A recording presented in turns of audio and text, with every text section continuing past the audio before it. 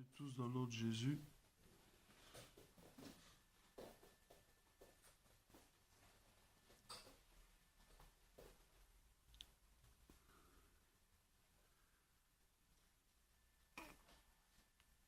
Est-ce que jusqu'à présent, nous avons été bénis par la parole qui a été donnée? Est-ce qu'elle nous a touchés? Est-ce qu'elle nous a interpellés? Est-ce qu'elle nous a fait prendre position? Elle nous a fait prendre des résolutions? Parce que c'est cela le plus important de la parole. Au-delà de la rhétorique d'un homme, de la capacité à parler ou pas, le plus important, c'est l'œuvre de transformation que fait la parole. Plus que pour entendre une information, on entend la parole pour recevoir la transformation. Alléluia. Nous négligeons trop souvent le pouvoir de la parole. Nous négligeons la capacité d'opérer de la parole. Et voilà pourquoi la parole vient et nous ne la recevons pas. Elle ne peut pas faire librement son œuvre parce que nous ne croyons pas en sa capacité à opérer. Nous croyons à la position des mains plus qu'à la parole. Nous croyons au frisson plus qu'à la parole. Nous croyons à la manifestation de l'esprit plus qu'à la parole. Nous croyons aux prophéties plus qu'à la parole. La parole est la première source de pouvoir. Il est le premier pouvoir. Première force créatrice. Tout a été créé par la parole. Alléluia. La Bible dit, au commencement était la parole. Tout a été fait par elle. S'il y a des choses qui n'arrivent pas à exister dans ta vie, la parole peut le faire exister. Voilà pourquoi les chrétiens qui progressent le plus, ce ne sont pas ceux qui prient beaucoup. Ce sont ceux qui mangent la Bible.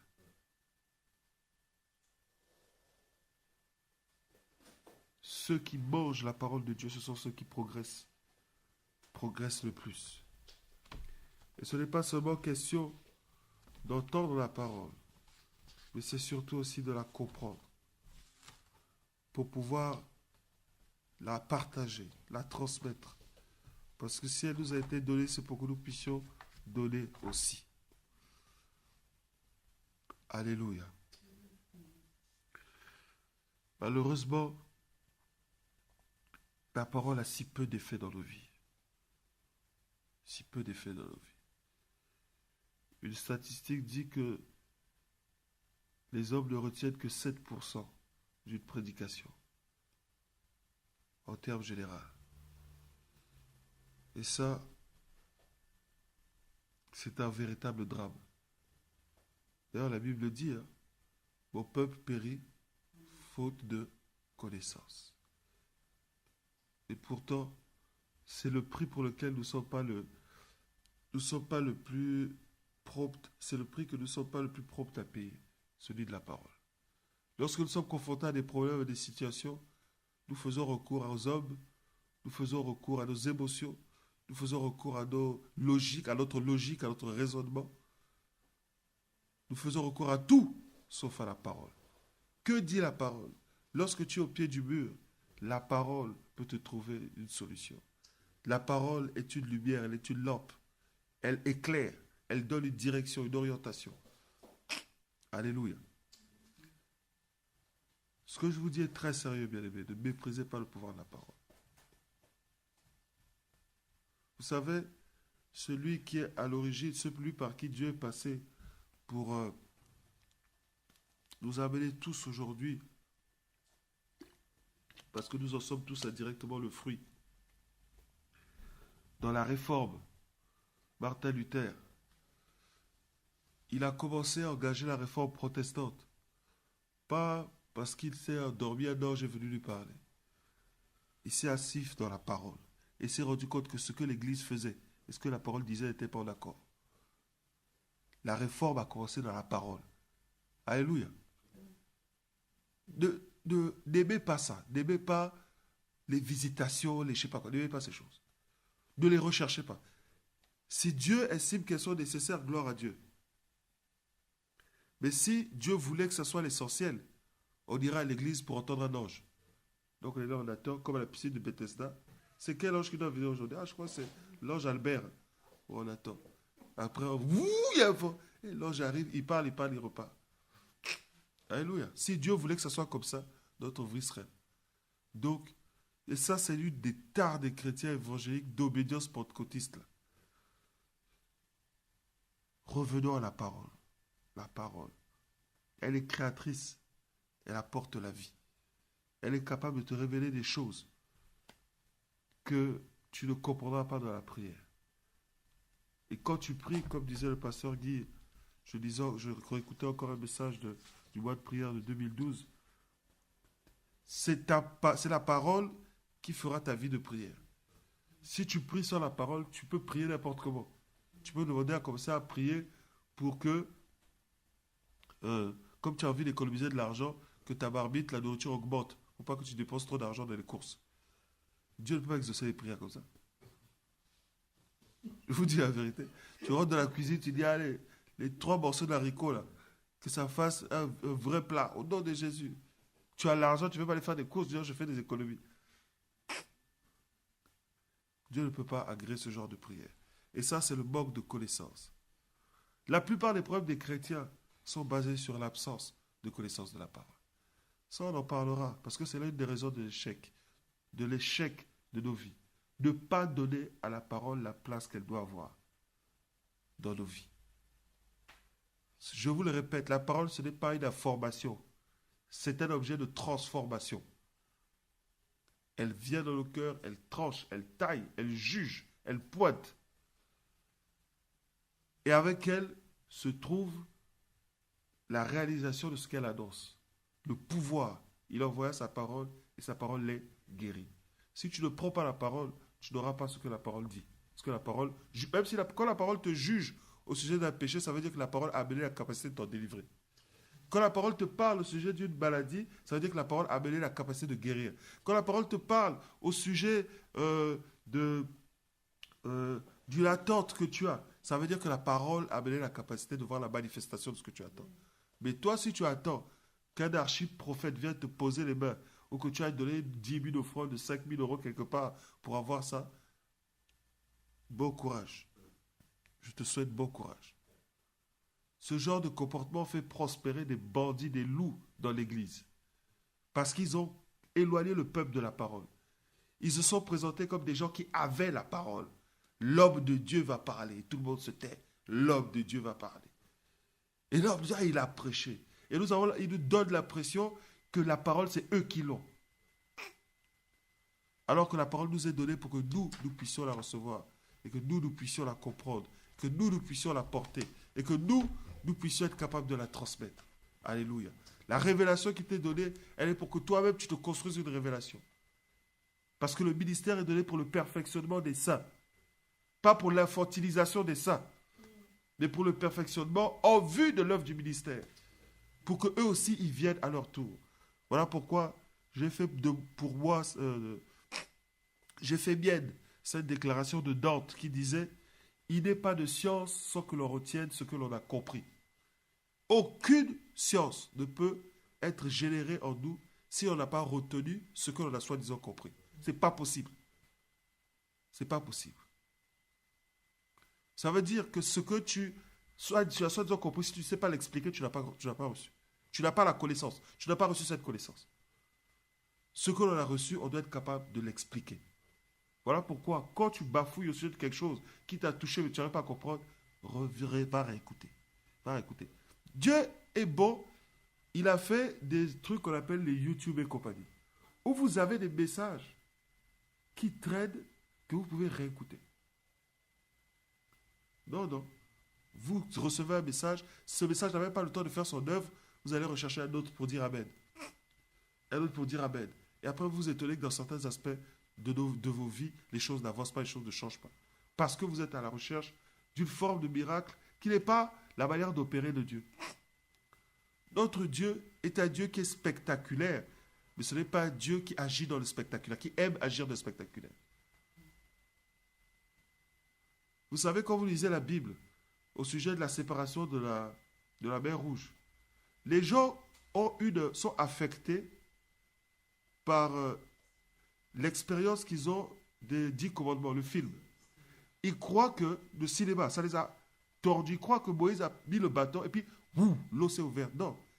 Il a attendu, le vent a soufflé toute la nuit. Le vent a soufflé. Ça veut dire que c'est quelque chose qui peut arriver normalement.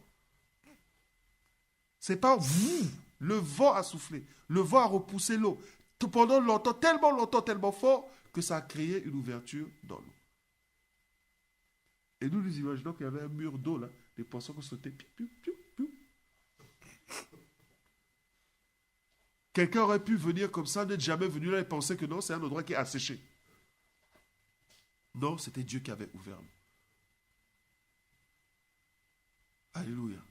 Et je vous l'ai déjà dit, lorsque je pense avoir enseigné pour casser un peu le mythe d'Élie sur les prophètes de Baal, que Dieu sait que ces choses spectaculaires ne changent pas les gens.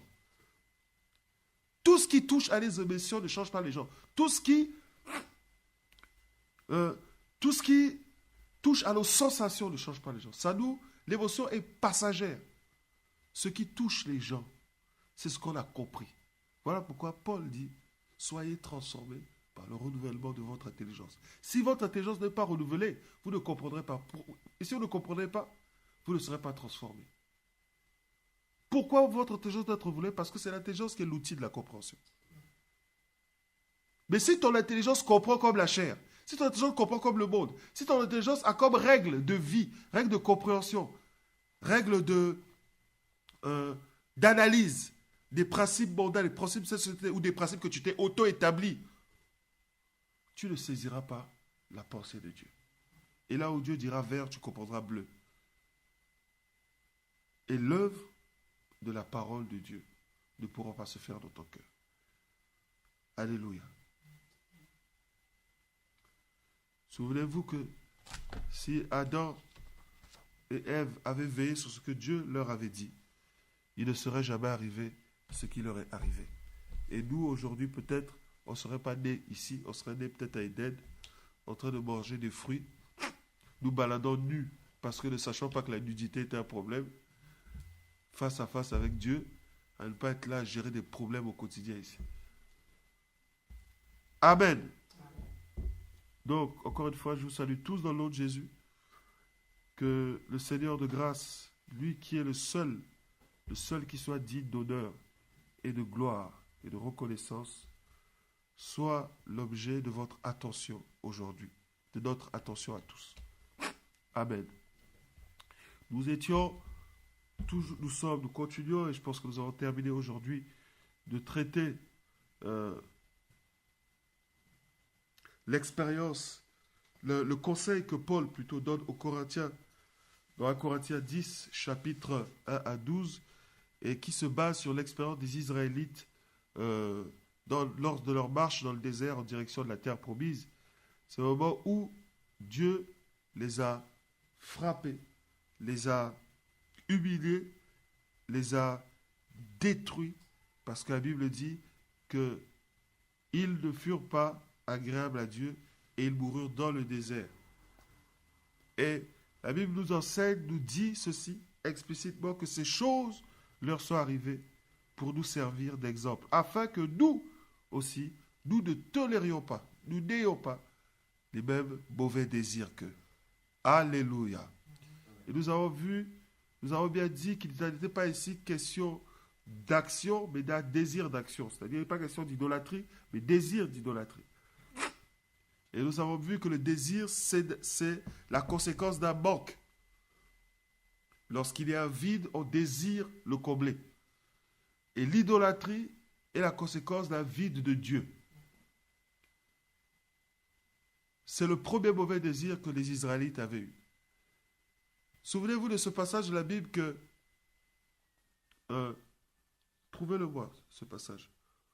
Lorsque le démon sort d'un corps, qu'est-ce qui se passe? La Bible dit ceci, la maison est nettoyée, vide, propre, rangée, mais elle est vide. Alléluia. On aurait pu dire, oh, mais elle est propre, donc c'est bon. C'est comme ce que nous faisons, nous. Nous nous convertissons, Nous nous baptisons et nous croyons que c'est tout. Je me suis lavé, je me suis purifié, je suis devenu une nouvelle personne et c'est tout. Et nous ne remplissons pas nos vies. Et comme l'homme a horreur du vide, comme la nature d'ailleurs, lorsque l'esprit qui est sorti, fatigué de ses pérégrinations, décide de revenir, il va chercher des renforts et il vient pour forcer la porte. Et s'il arrive, il trouve que cette maison, il n'y a pas quelqu'un qui l'a remplacée. Alléluia. Il s'installe. Et la condition de la personne devient pire qu'avant. Amen. C'est ce qui fait que nous voyons des personnes qui sont baptisées, qui sont engagées au Seigneur, qui envoient zélés. Et puis un jour, parce qu'ils n'ont pas rempli leur vie de Dieu, ils ont reçu une baffe. Et vous les voyez, vous ne les reconnaissez pas. Même la personne qu'ils étaient avant, ils ne les ressemblent pas. Excusez-moi.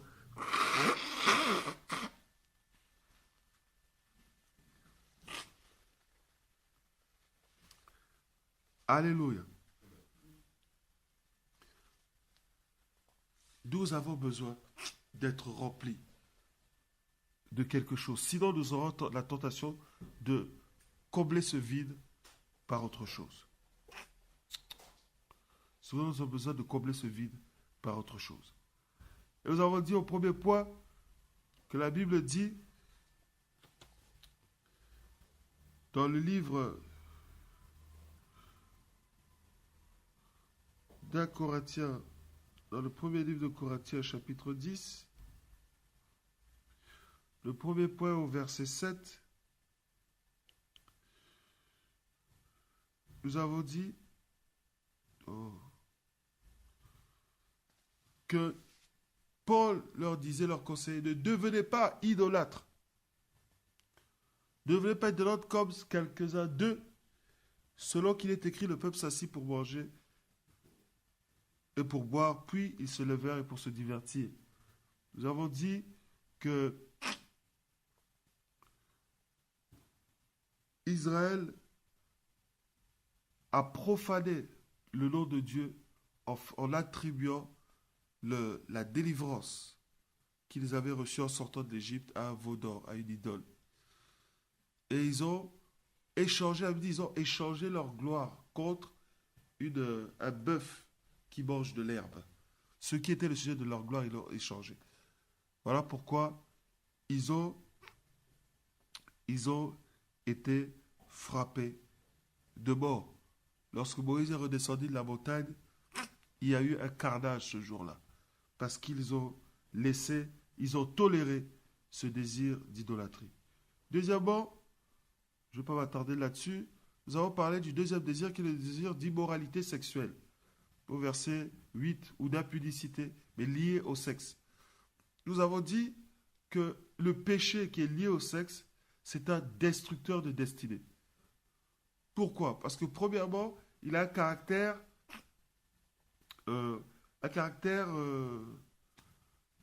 comment dire ça? De servitude, d'esclavage, de domination.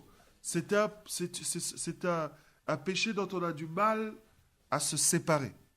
Parce que quand il entre dans nos vies, il a vraiment un caractère il a tendance à installer une domination dans notre vie et à nous empêcher de prospérer, de nous en sortir. Et c'est difficile de s'en sortir par soi-même. Mais là encore, de ce genre de péché, tu peux t'en sortir par la parole, sans que quelqu'un t'impose les mains, sans que tu sois sujet à quelconque délivrance. Mais simplement en appliquant les principes, en comprenant. Et moi qui vous parle, je m'en suis sorti comme ça. Nous avons conclu que c'est le résultat d'un manque de maîtrise de soi et d'un manque de discipline. L'impudicité sexuelle est la conséquence d'un manque de maîtrise de soi et un manque de discipline.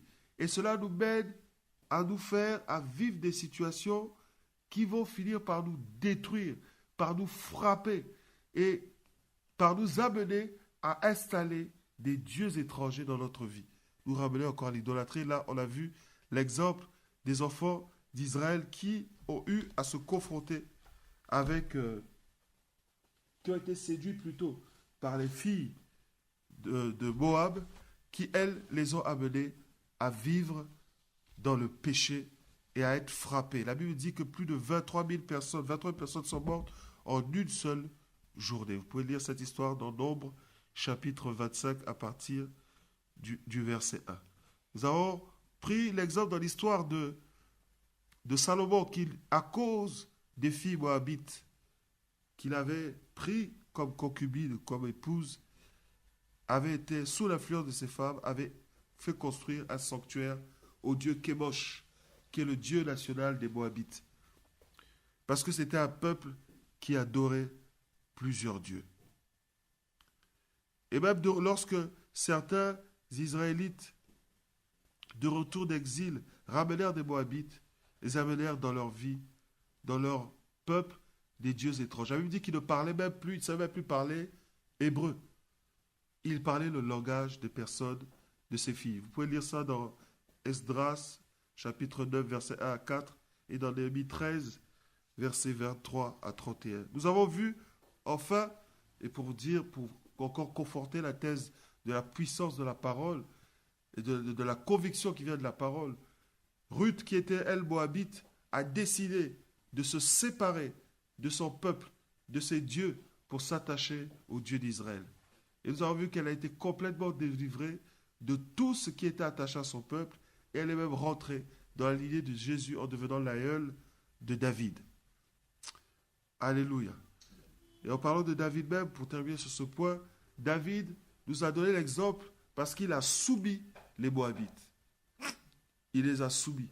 Cela nous donne comme indication que tout ce qui est lié à l'immoralité sexuelle, parce que ce peuple est un peuple qui est lié à cette pratique à cause de leur père, Noé, Lot plutôt, pourquoi je dis Lot? Lot qui avait qui avait eu de rapports incestueux avec sa fille aînée, et d'où étaient sortis les Moabites. Donc c'est une nation qui est profondément liée avec tous les péchés qui sont liés au sexe. Et donc il faut les soumettre. Ça veut dire la sexualité, il faut la soumettre. Elle doit être dominée. L'homme ne peut pas se laisser dominer par sa sexualité. Sinon, la conséquence, c'est la mort. Et l'une des plus grandes conséquences, c'est la destruction de ta destinée. L'un des hommes qui a été le plus célèbrement détruit dans sa destinée à cause de son immoralité sexuelle, son nom, c'est 3 lettres que je ne veux pas citer, parce que je ne veux pas de procès. Mais un jour, à New York, alors qu'il était destiné à devenir le président d'un pays, à cause de son immoralité, il a été disqualifié.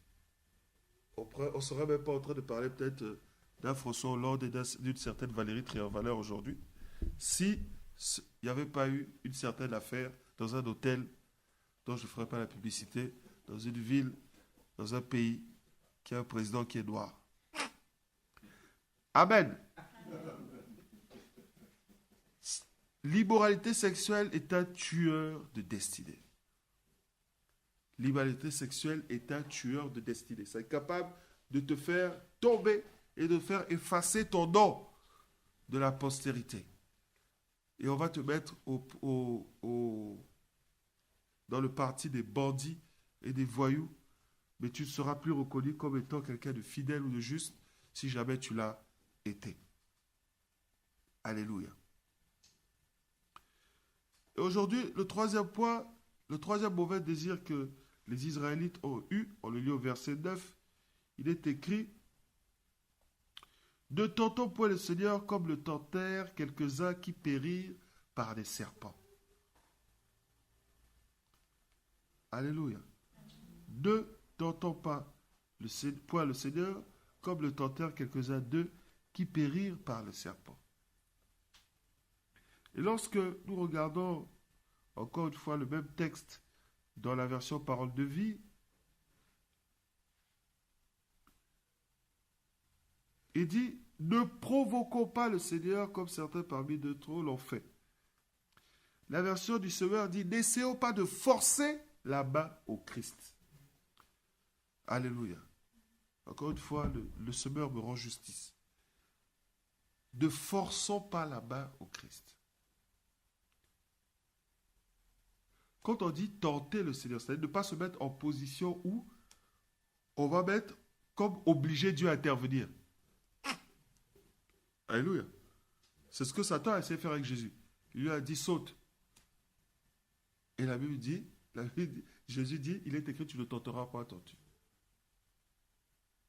Il dit saute parce qu'il est écrit des anges. Ouais, il vient utiliser la parole pour le pousser à forcer la main de Dieu. Quelle était l'utilité qu'il fasse ça? Il n'y en avait pas. Donc, Dieu n'était pas intéressé à intervenir dans ce genre de situation. Mais ça, c'est le propre du diable. C'est de nous mettre dans une situation et nous faire croire que nous le faisons par la foi.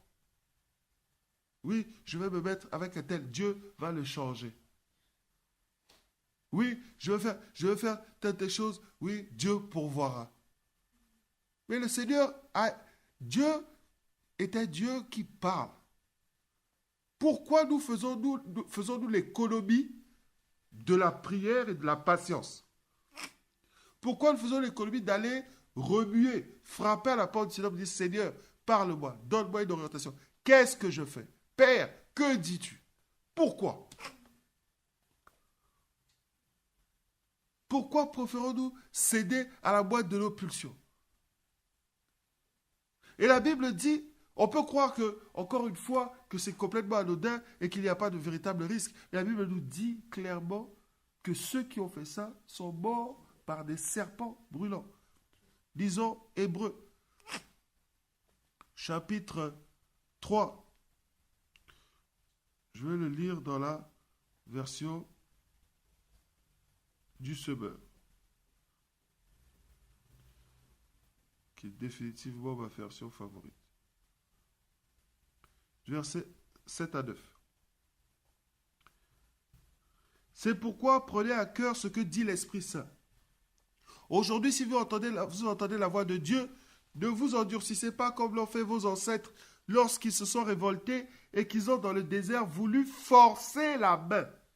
Oui, ce jour-là, vos ancêtres m'ont défié, voulant me forcer la main, bien qu'ils m'aient vu en action pendant 40 ans. C'est-à-dire, bien qu'ils m'aient vu agir, donc, c'est-à-dire complètement compétent, sachant ce que je fais.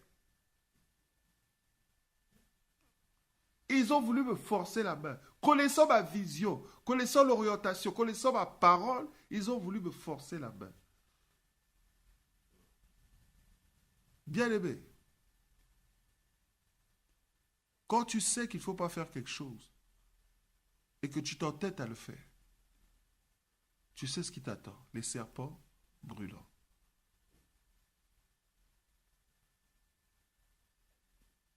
Alléluia. Et quand on va même vers le verset 10, il dit, c'est pourquoi j'ai été plein de colère contre cette génération-là. Et j'ai dit, leur cœur s'égare sans cesse. Oui, ils n'ont fait aucun cas des chemins que je leur prescrivais. C'est-à-dire, c'est pas comme si Dieu n'avait pas dit. C'est pas comme s'ils ne savaient pas ce qu'il fallait pas ou ne fallait pas faire. Mais ils ont décidé délibérément de ne pas tenir compte de ce que Dieu dit. Décider délibérément d'être leur propre source d'orientation. D'écouter uniquement ce que leur dit leur cœur, ce que leur conviction leur dit. Verset 11, c'est pourquoi de ma colère, j'ai fait ce serment. Ils n'entreront pas dans mon repos. C'est dangereux. Ouais. Choisir de rentrer de s'engager dans les voies en invoquant le Seigneur pour que le Seigneur nous suive. Alors que nous savons délibérément qu'il n'est pas avec nous là-dedans, c'est dangereux. C'est dangereux. Les chrétiens sont des suicidaires. Moi, je n'ai jamais vu un peuple qui est censé autant connaître, qui est censé avoir autant de connaissances de la parole, de la vérité, mais qui est aussi irrésolu. Je crois que s'il y a des gens qui marchent vaille que vaille dans le monde, c'est les chrétiens.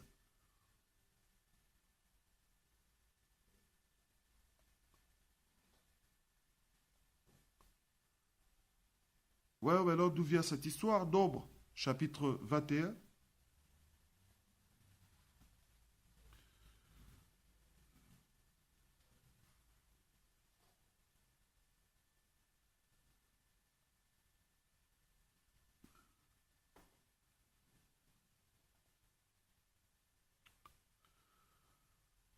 Nom chapitre 21, versets 4 à 6.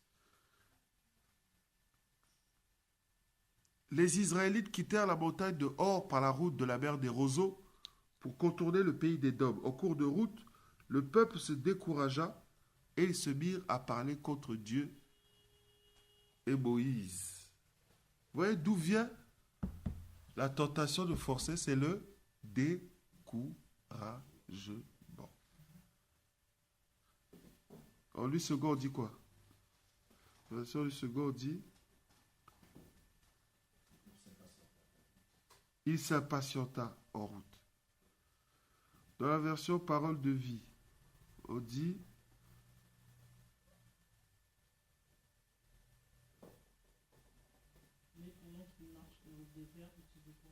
il se décourage.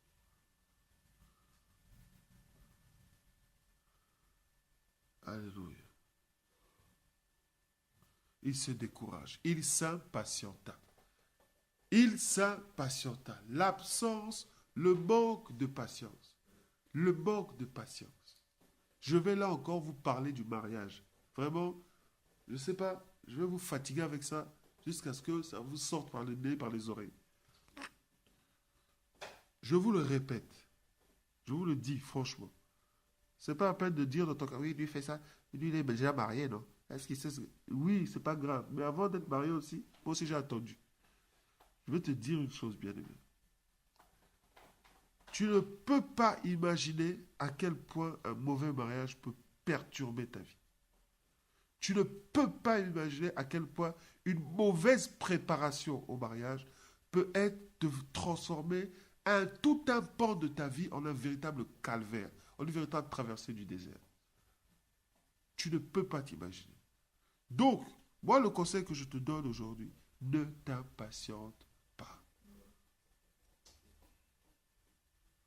Ne t'impatiente pas. Ne te précipite pas.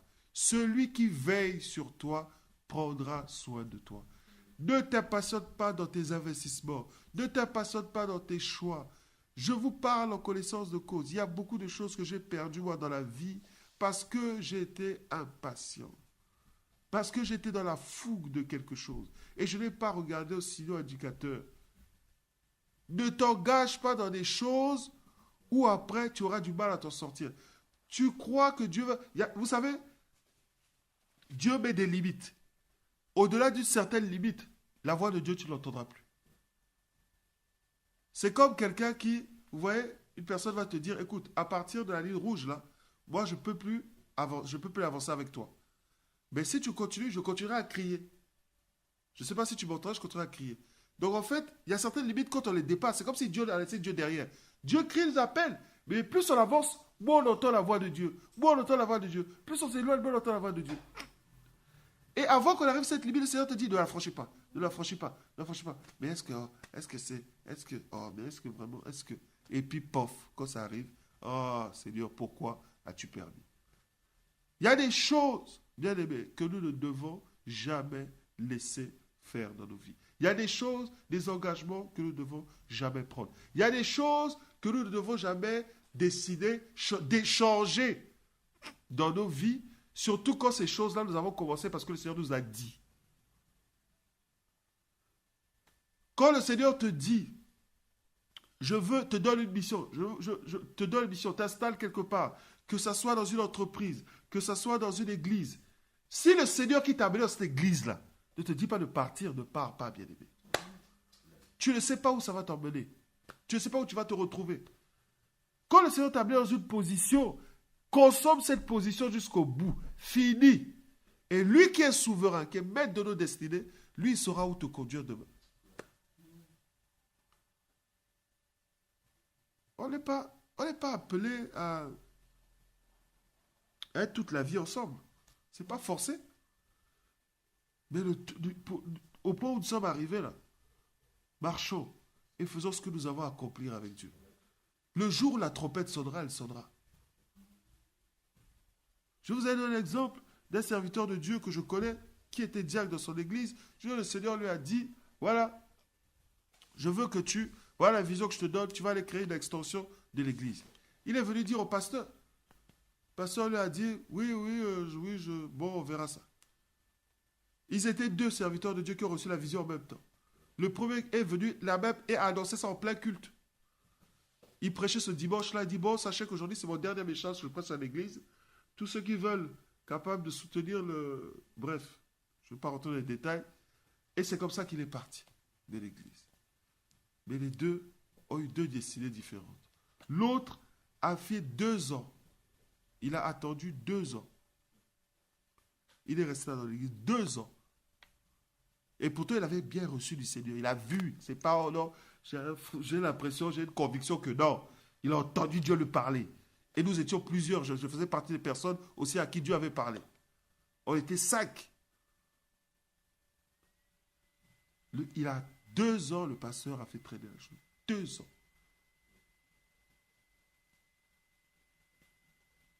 Et un jour, 2 ans. Et pendant les 2 ans-là, il allait sur un terrain, il avait déjà choisi un terrain, il allait prier, faire seulement l'intercession là-bas. Mais continuer ses activités à l'église. Ne manquait jamais rien. Il y avait seulement un jour, ils allaient prier pour le terrain, intercéder, patati, patata. Pendant 2 ans, il mettait de côté ce qu'il préparait. Il mettait de côté 2 ans. Pas un jour, il a dit non, moi Dieu m'a parlé, je m'en vais. Et le jour où il est parti de l'église, c'est le pasteur lui-même qui l'appelle, dit non, le Seigneur m'a parlé. On va prier pour vous, dimanche à l'église, on va vous imposer, mais on va vous libérer. L'autre, comme c'est sur, ça passe sur Internet, je ne vais pas donner des détails, parce que je n'ai pas envie de parler de la vie des gens, mais en tout cas, sachez que les 2 n'ont pas eu la même. Aujourd'hui, l'autre, son église prospère, et il est resté dans le giron de l'église mère, et l'autre cas est arrivé ce qui est arrivé. Donc, pourquoi est-ce que je vous dis ça? Regardez David. David avait été ouin. Samuel était un prophète majeur, ce n'est pas n'importe quel prophète.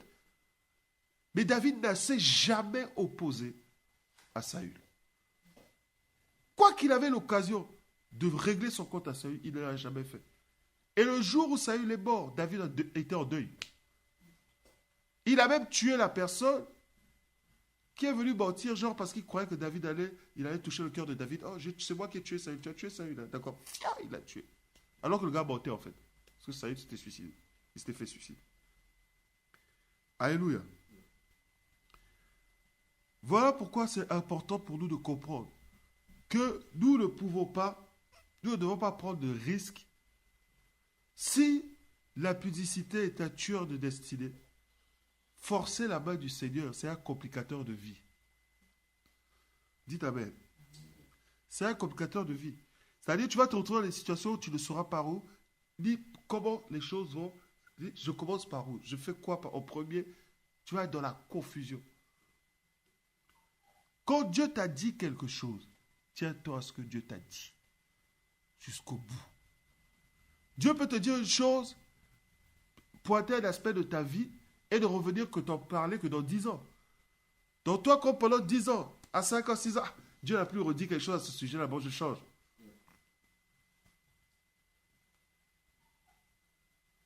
Et après, tu vas te retrouver dans le chaos. C'est comme ça que par ces réflexions-là, un bandit que Dieu pardonne appelé Abraham nous a créé des problèmes sur la terre. Avec son histoire d'Agar. Hein? Et aujourd'hui, jusqu'à aujourd'hui, ça nous poursuit. Parce qu'ils ont voulu aider Dieu. Dieu avait dit qu'il aura un enfant. Point pas. Tiens-toi. Tiens-toi à la promesse. Tiens-toi à la promesse.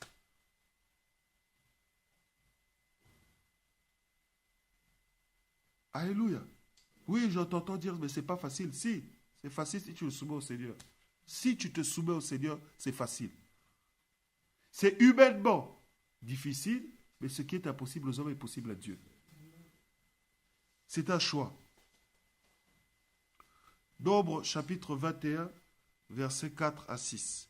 Ils partirent de la montagne de Hor, chemin de la mer Rouge, pour faire le tour du pays des Dogs, et le cœur du peuple se découragea en chemin. Dit, la version Darby. Je reviens à la version du second, verset 5.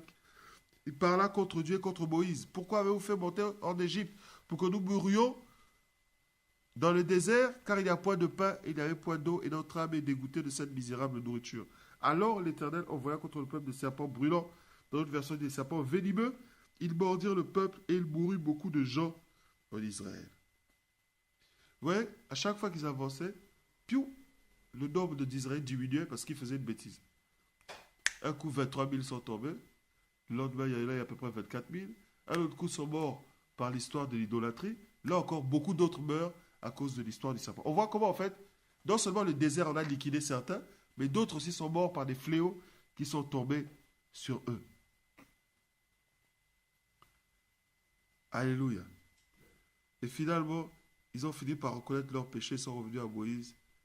Nous avons parlé contre toi et contre l'Éternel, prie l'Éternel afin qu'il éloigne de nous ce serpent. Et c'est comme ça que Moïse a été prescrit de fabriquer un serpent brûlant pour pouvoir apporter la guérison.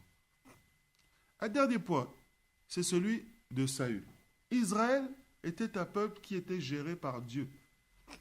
Il avait établi des hommes, des juges, un collège de juges qui géraient les affaires publiques, qui tranchaient sur les conflits et qui géraient le pays. Mais ils sont arrivés à un moment où ils ont voulu être comme les autres. Hein?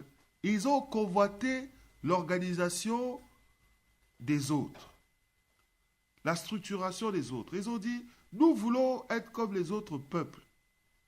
Nous voulons avoir un roi. Il dit, mais ça veut dire, mais l'Éternel règne déjà sur vous.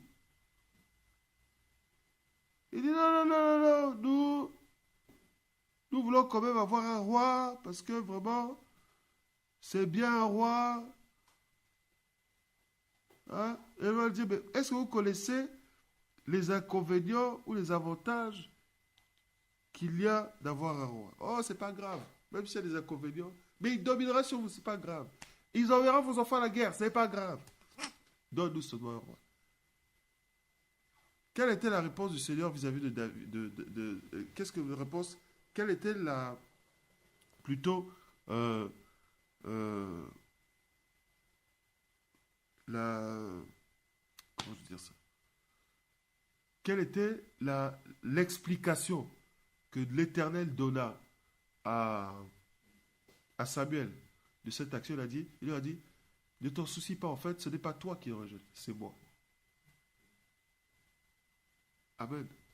À chaque fois que nous déciderons de faire un choix en nous affranchissant de ce que Dieu dit, c'est Dieu que nous rejetons.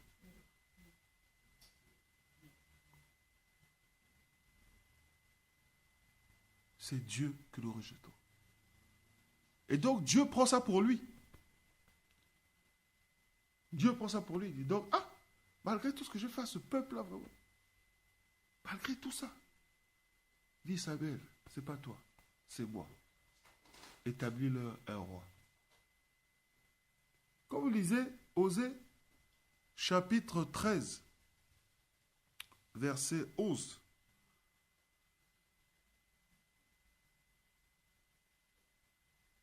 il est dit, alors je t'ai donné un roi parce que j'étais, dans la version parole de vie, je t'ai donné des rois parce que j'étais en colère avec toi. C'est dans la version parole de vie. Dans la version du second, c'est encore plus violent. Il dit, je t'ai donné un roi dans ma colère. Comment quelque chose que Dieu t'a donné dans la colère peut te faire prospérer? Comment? Explique-moi ça. Comment est-ce possible? Comment est-ce possible? Il y a des choses que Dieu a laissées, et c'est là la question de la fameuse volonté permissive. Il y a des choses que Dieu a laissées arriver dans notre vie parce qu'on a tellement insisté, qu'il nous l'a laissé faire. Mais quand il a laissé faire, ce n'est en rien différent de te dire je te maudis. Ça n'a pas de différence. Parce que ce qu'il a lâché dans ta vie, ce qu'il a laissé venir dans ta vie, c'est ce qu'il ne voulait pas qui arrive. Or, si comme Dieu veut notre bien, pardon. Comme Dieu veut notre bien, il ne voulait pas, il refusait que cela arrive dans ta vie. Mais pourtant, toi, tu as désiré. Tu pries comme ça, Seigneur, parle-moi si c'est doigt, parle-moi si c'est doigt. Dieu ne parle pas. Parle-moi si c'est doigt, Dieu ne parle pas. Maintenant, tu es triste, tu viens. Tu pries à l'église. C'est quoi? Oh non, non, je te parlerai après. Pour l'instant, je fais un jeûne. J'attends que le Seigneur me parle. C'est seulement après que je te parlerai, quoi. Les jeunes comme ça, tu n'entendras pas Dieu, je te dis. Tu n'entendras pas Dieu. Tu entendras ton estomac gargouiller, tu entendras tout, mais tu n'entendras pas Dieu. Je te dis la vérité. Je regardais une vidéo, là, je ne sais pas si c'était hier ou ce matin sur Facebook. Quelqu'un, un prédicateur, là, pendant un service. Et après, il dit, il y a une onction de mariage ici. Approchez-vous si vous vous mariez. Po. Il y a eu des démarrages. Il y a des chanteurs qui ont laissé les micros, ça se met devant. J'ai dit, waouh. Je dis, je comprends pourquoi le Seigneur n'arrête pas de me mettre les mots du mariage dans ma bouche. Parce que c'est devenu, quoi, une idole dans le cœur des gens. C'est devenu une idole. Mais, je disais ça, je crois, à PA, on en parlait. Je dis, on ne prie pas pour avoir le mariage. On ne prie pas pour ça. Oh Seigneur, non. C'est pour ça qu'on a des cantiques qui me disent, oh Seigneur, tu m'as donné les mariages. Ça, c'est quel chant? C'est quel chant, ça?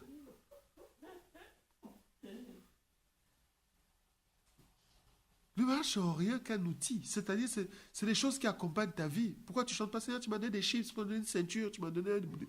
Mais c'est la même chose. Ça a une réalité plus profonde, c'est un objectif certainement plus utile, plus profond, mais c'est d'abord le plan de Dieu, c'est un outil, c'est une œuvre du Seigneur. Donc c'est Dieu qui sait quand ça arrive. Et je le répète, le temps du mariage, c'est nous-mêmes, en général, c'est nous-mêmes qui le fixons. C'est-à-dire, moins tu seras mature, moins Dieu amènera ton mariage.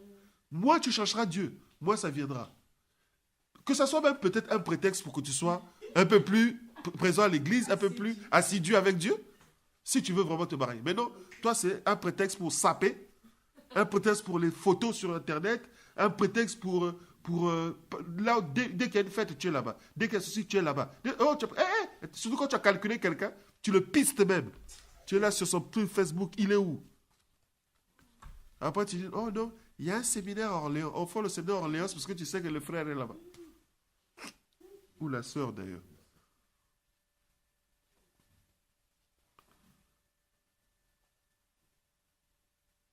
Et lorsque l'on voit ce que Saül a mené dans Israël, on comprend pourquoi ce que Dieu nous donne dans la colère ne peut être que pour nous faire regresser. Le dernier point, on va pas rester longtemps, je veux à tout prix finir ça, même si on reviendra dessus à la veille de prière, je terminerai ça à la veille de prière, parce qu'il est important qu'on termine ça. On avait demain, il faut qu'on passe à notre temps d'adoration. C'est le murmure. Au verset 10, acte 1 Corinthiens, chapitre 10, verset 10. Ne murmurez point, comme murmurèrent quelques-uns d'entre eux qui périrent par l'exterminateur. C'est quand même très violent. Parce que tu as murmuré, l'exterminateur t'extermine. Parole de vie dit, ne nous plaignons pas, comme certains parmi eux l'ont fait, et l'ange de la mort les a détruits. Le désir de se plaindre. Et enfin, la version du semeur nous dit, ne vous plaignez pas de votre sort, comme certains d'entre eux qui tombèrent sous le coup de l'ange exterminateur. La Bible dit, la piété avec le contentement est une bonne chose. Il faut savoir se contenter de ce que l'on a. Alléluia. Ne pas être en train de murmurer, de se plaindre.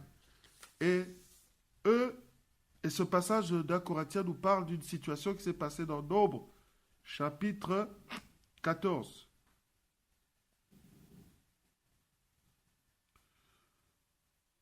Nombre chapitre 14. À partir du verset 1. Alors la communauté se souleva et se mit à pousser de grands cris, et le peuple passa toute la nuit à pleurer. Tous les Israélites critiquèrent Moïse et Aaron, et toute la communauté leur dit, si seulement nous étions morts en Égypte, ou du moins dans ce désert, pourquoi l'Éternel veut-il nous amener dans ce pays pour nous faire massacrer par l'épée, tandis que nos femmes et nos enfants deviendront la proie de nos ennemis? Ne ferions pas mieux de retourner en Égypte? Et ce qui est terrible, c'est le verset 4. Ils se dirent l'un à l'autre, nommons-nous un chef et retournons en Égypte. C'est-à-dire, choisissons quelqu'un qui va nous conduire pour repartir au Caire. Repartons au Caire. À la place Tahrir. Repartons là-bas. Choisissons-nous quelqu'un. Vous donnez un chef qui va vous conduire. Qui va vous conduire. Votre gourou. Il va vous ramener là où vous étiez. Et vous savez, cette situation arrive quand? Ils arrivent quand ils sont à l'entrée de la terre promise. Ils sont prêts de toucher ce que Dieu leur a promis. Hein, Adélie? Ils sont prêts de toucher. C'est là. Ils sont à la porte. Et Dieu, quand il arrive là, encore une fois, ce que Dieu a dit est important. Dieu ne leur dit pas, ah, faites attention, les géants qui sont là-bas risquent de vous massacrer. Non. Dieu ne les cite même pas. Il dit, c'est un pays où coule le lait et le miel. Bien aimé, si Dieu te dit là-bas le lait et le miel, même si d'apparence, c'est le danger, vas-y. Même si d'apparence c'est dangereux, vas-y.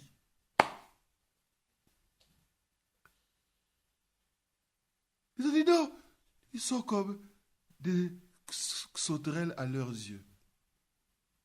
Les espions sont partis. Ils ont ramené même une grappe de raisin tellement grande qu'il fallait qu'ils transportent avec un bâton. Ils arrivent. Il dit, vous savez, le pays coule le lait et le miel. Oui, vraiment là-bas, il y a le lait et le miel. D'ailleurs, voilà le fruit. En tout cas, c'est bon. Mais il y a des géants là-bas. Nous sommes à leurs yeux comme des sauterelles. Résultat, veillez. Toute la communauté se soulevait, se mit à pousser des grands cris. Ils passèrent la nuit à pleurer. Seigneur, pourquoi tu as permis ça, Seigneur? Je dis, les gens étaient bêtes pour moi. Toute la nuit. S'il existait des machines à remonter dans le temps, j'aimerais que le Seigneur me ramène la plante. Vous êtes idiots pour leur dire ça. Toute la nuit, ils pleuraient. Et quand ils ont fini de pleurer, ils sont allés vers Moïse. Toi, ils ont rassemblé lui et Aaron, ils les ont mélangés. Vous deux là. Pourquoi on n'avait pas laissé mourir en Égypte? Il fallait qu'on meure dans le désert. Donc on a marché tout ça là pour venir mourir ici. Hein? Donc il n'y avait pas de tombeau là-bas. Tout ça. Ah, Seigneur. Dis donc, nos femmes et nos enfants vont être la proie de ces géants. On va les tuer. Allez, nous vous destituons. Nous allons nous nommer un chef qui va nous ramener en Égypte. Ils ont retiré le mandat de Moïse. Comme c'était eux qui avaient nommé Moïse, ils ont retiré le mandat de Moïse à la tête d'eux-mêmes. Ah là. Moïse était tellement... Ça dit Moïse était comme moi, là, déçu. Tellement déçu, la Bible dit, il tomba face à terre. Il dit, Moïse et Aaron tombèrent sur leur visage en présence de toute l'assemblée. Ils étaient vraiment déçus, quoi. Je dis, mais ces enfants-là sont idiots ou têtus. Mais comment les gens peuvent... Voilà un peuple au courant. C'est-à-dire, ils ne sont pas capables de... L'entêtement des Israélites, c'est terrible quand même, quoi. Mais ça, on a beau le voir comme ça, c'est l'entêtement de l'homme. L'homme est comme ça. Têtu devant Dieu. Tu as beau lui parler, lui expliquer des choses. Non, il a toujours une théorie pour justifier ses choix. Toujours une explication. Oh, pasteur, tu as raison, mais je pense que, moi, je crois, moi, je ne suis pas convaincu. Je suis pas d'accord. De toute façon, la Bible dit, hein, ce qui n'est pas fruit d'une conviction est péché. Hé, frère. Verset 6. Et parmi ceux qui avaient exploré le pays, Josué, fils de Nun, et Caleb, fils de Jephunnée, déchirèrent leurs vêtements. Si Moïse et Aaron étaient choqués par la bêtise de ces gens, Caleb et Josué ont été attristés. En signe de deuil, ils ont déchiré leurs vêtements. D'ailleurs, voilà pourquoi ils ont été les seuls à rentrer dans la terre promise.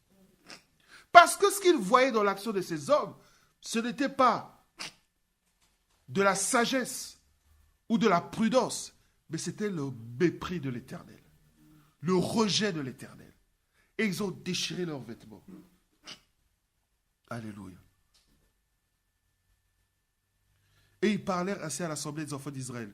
Le pays que nous avons parcouru pour l'explorer est un pays très bon, excellent. Si l'Éternel nous est favorable, il nous mettra dans ce pays, nous le donnera. C'est un pays où coule le lait et le miel. Seulement ne soyez point rebelles contre l'Éternel et ne craignez point les gens de ce pays. Car ils nous serviront de pâture.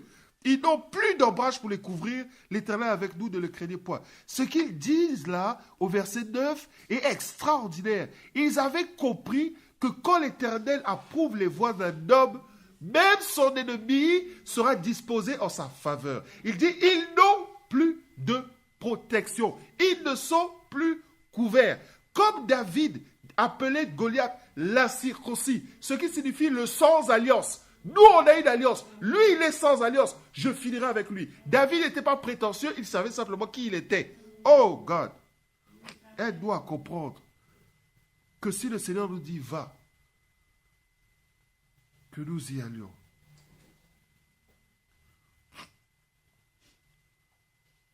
Alléluia.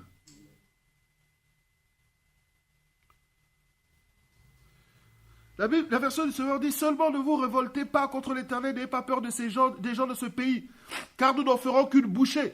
Leur ombre protectrice s'est éloignée d'eux. On l'a dit, quand l'Éternel se lève, les idoles chutent. Quand l'Éternel s'était levé, l'arrivée d'Israël, c'est l'arrivée de l'Éternel. Leur Dieu s'était retiré. Les démons qui étaient à leur service s'étaient retirés. Parce que l'Éternel, Jésus pose le pied sur la terre de Guédara. Le démoniaque sort, il vient en courant. Il dit, qui a-t-il entre nous? Jésus, fils du Dieu vivant. Pourquoi veux-tu me tourmenter? Alléluia. Nous méprisons l'Éternel par nos choix, par nos doutes, par nos attitudes. Et vous savez comment il réagit? Verset 10. Toute la communauté parla de les lapider. Vraiment, ces gens-là sont terribles.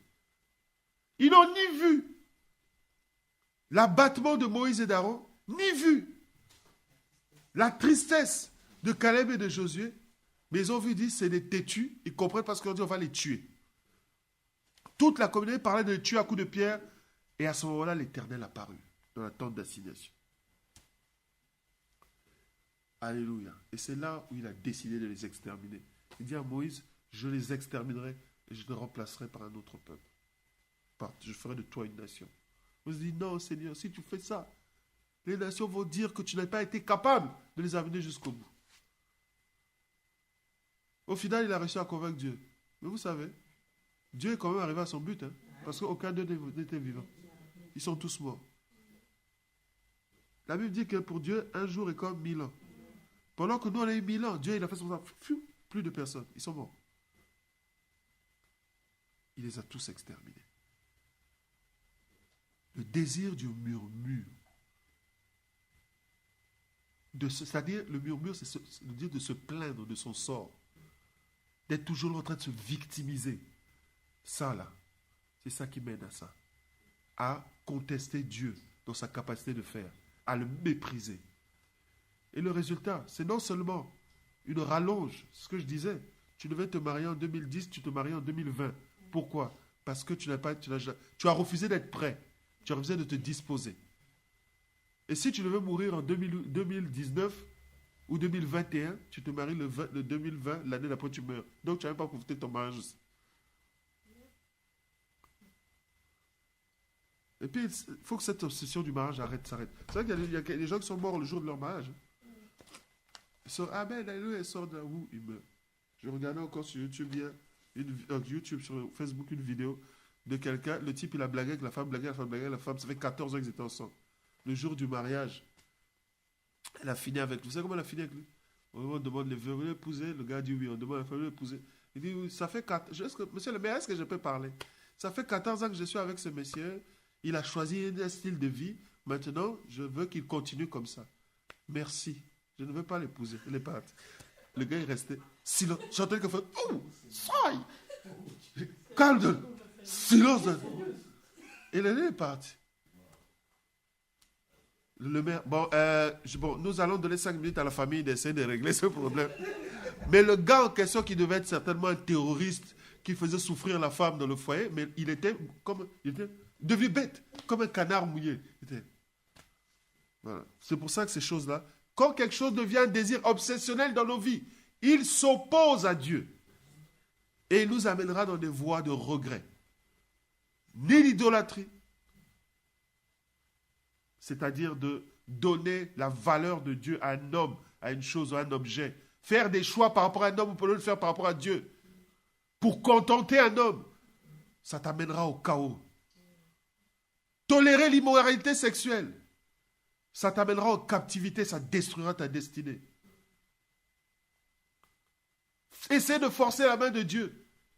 Tu vas te retrouver dans des situations qui vont te faire perdurer.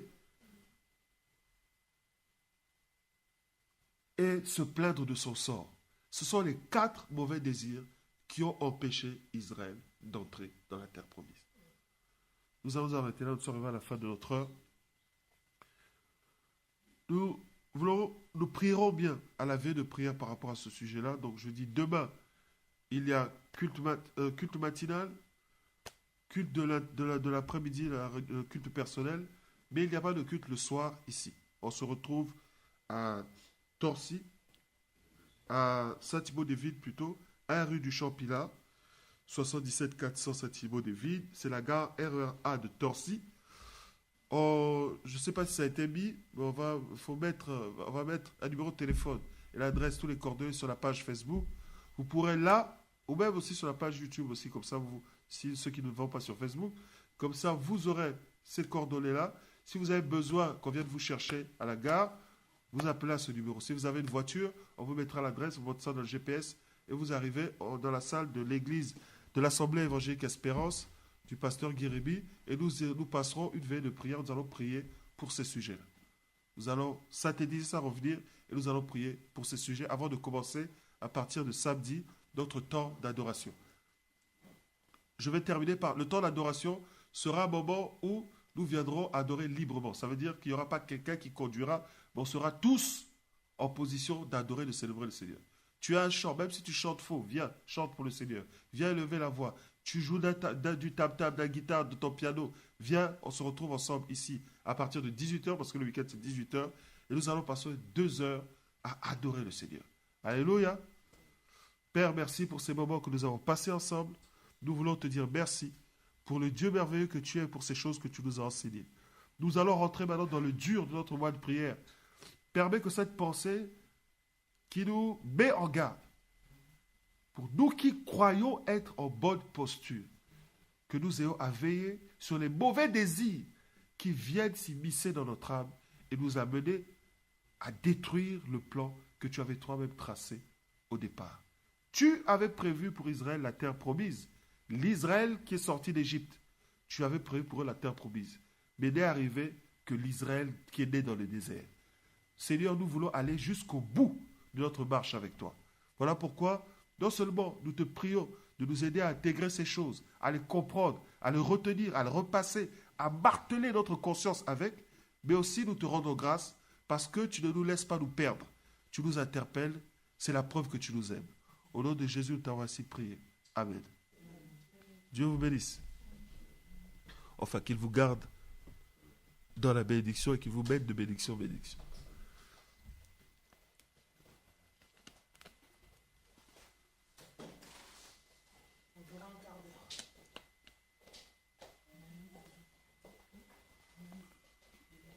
Le volume.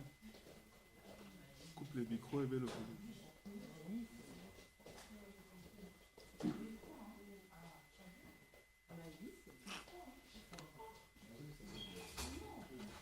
Tiens.